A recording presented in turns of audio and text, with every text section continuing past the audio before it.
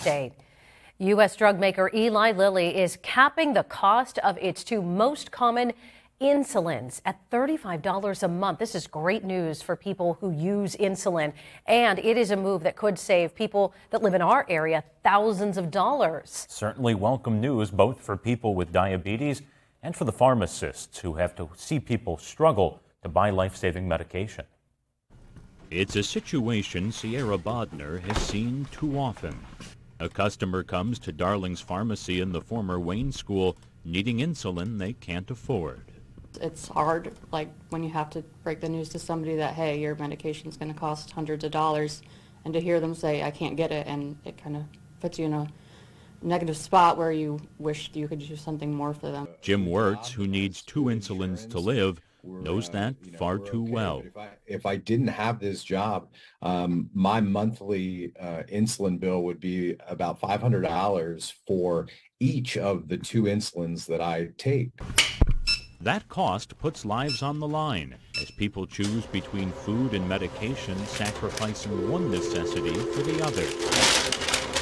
It is pretty common for people to not pick up their prescriptions or kind of use their insulin not as prescribed so it can last longer for them, which then is very dangerous because they could end up in the hospital if their blood sugar raises too high.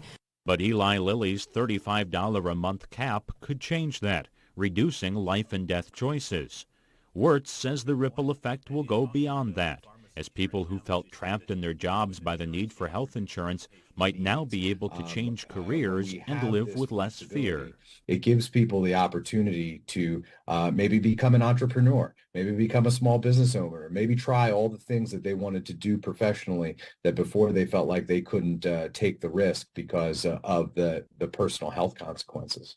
A lighter load for thousands of Erieites, and fewer struggles and more smiles at the pharmacy counter. You know a lot of people's stories, where they're coming from, you know, what they have, what they don't have, and kind of being able to give the news to them that they're going to have one thing off their plate that they don't have to think about anymore. It's definitely going to be something special, I'd say. Now, a couple things to note here. This is just 2 of Eli Lilly's insulins. If you're hoping to be able to switch to those, obviously you need to talk to your doctor. This isn't a situation where you show up at the pharmacy and say, I want the cheaper insulin. You've got to make sure it will work for you. So call your doctor, see if it can. That could be terrific for you.